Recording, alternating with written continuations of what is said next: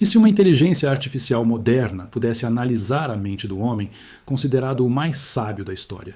Não apenas ler suas palavras, mas examinar suas decisões, seus julgamentos e a lógica escondida por trás de cada escolha. A pergunta parece simples, mas quanto mais você pensa nela, mais desconfortável ela se torna. Porque milhares de anos antes de algoritmos, bancos de dados e redes neurais, existiu um homem que parecia enxergar o comportamento humano com uma clareza quase impossível. Seu nome era Salomão, filho do rei Davi, governante de Israel. Um homem cuja reputação atravessou milênios, mas existe algo curioso sobre essa fama. Salomão não ficou conhecido por conquistas militares grandiosas, nem por invenções revolucionárias. Ele ficou conhecido por algo muito mais raro: sabedoria. Mas o que exatamente significa ser sábio? Hoje, associamos inteligência à capacidade de processar informação. Computadores fazem isso melhor do que qualquer ser humano.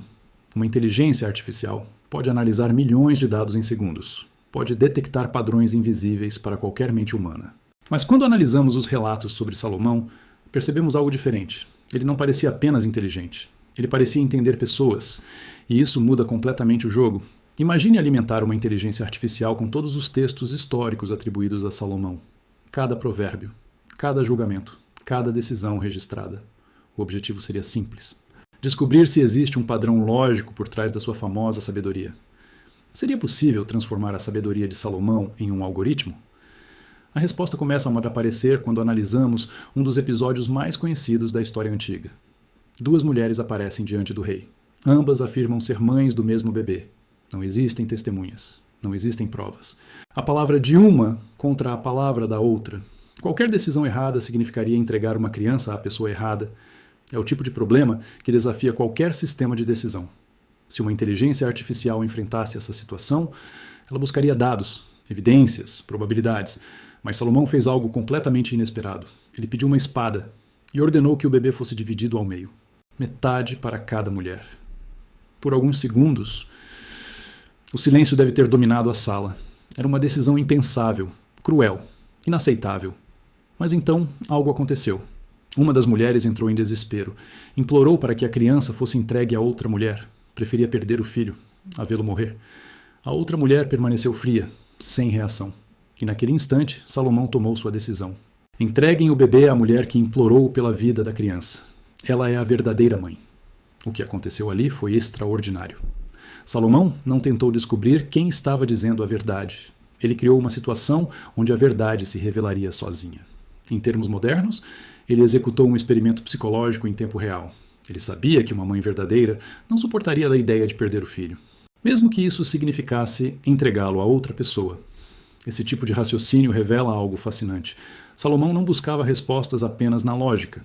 Ele buscava respostas no comportamento humano. E quando analisamos os provérbios atribuídos a ele, esse padrão aparece repetidamente. Eles parecem simples à primeira vista. Frases curtas, diretas, quase óbvias. Mas quando observamos com atenção, percebemos que muitas delas funcionam como modelos de decisão. Pequenos algoritmos morais para lidar com situações complexas. Um dos provérbios diz: responder antes de ouvir é tolice e vergonha. Isso descreve um erro extremamente comum no processamento de informação. Tomar decisões antes de coletar dados suficientes. Até sistemas de inteligência artificial precisam ser treinados para evitar exatamente esse tipo de falha. Outro provérbio diz: quem domina a si mesmo é mais forte do que quem conquista uma cidade. Essa frase parece poética, mas psicologicamente ela descreve uma verdade profunda. O maior desafio humano raramente é derrotar inimigos externos, é controlar impulsos internos, raiva, orgulho, medo, desejo. E essa percepção aparece repetidamente nos ensinamentos atribuídos a Salomão. Ele fala muito pouco sobre inteligência, mas fala constantemente sobre autocontrole, discernimento, paciência, humildade. Talvez porque ele entendesse algo que a maioria das pessoas ignora. Informação não é sabedoria, conhecimento não é sabedoria, e poder definitivamente não é sabedoria. Sabedoria é a capacidade de perceber consequências antes que elas aconteçam. É enxergar além da superfície. É compreender o que motiva as pessoas. Isso levanta uma pergunta intrigante. Se uma inteligência artificial analisasse todas as decisões atribuídas a Salomão, o que ela concluiria? Talvez ela identificasse padrões claros, modelos de raciocínio, estruturas de julgamento, mas provavelmente encontraria algo mais difícil de medir. intuição, empatia. A capacidade de perceber pequenas pistas emocionais, silêncios, expressões, mudanças sutis de comportamento. Coisas que raramente aparecem em dados. E talvez seja exatamente por isso que a sabedoria de Salomão continua sendo estudada até hoje. Não porque ele sabia todas as respostas, mas porque ele parecia fazer as perguntas certas. Perguntas que revelavam o que realmente estava acontecendo. Perguntas que expunham intenções escondidas. Perguntas que forçavam a verdade a aparecer. Agora imagine algo ainda mais curioso. E se Salomão estivesse vivo hoje? Sentado diante de uma inteligência artificial moderna. Diante de um sistema capaz de analisar bilhões de dados por segundo. Quem estaria realmente aprendendo com quem?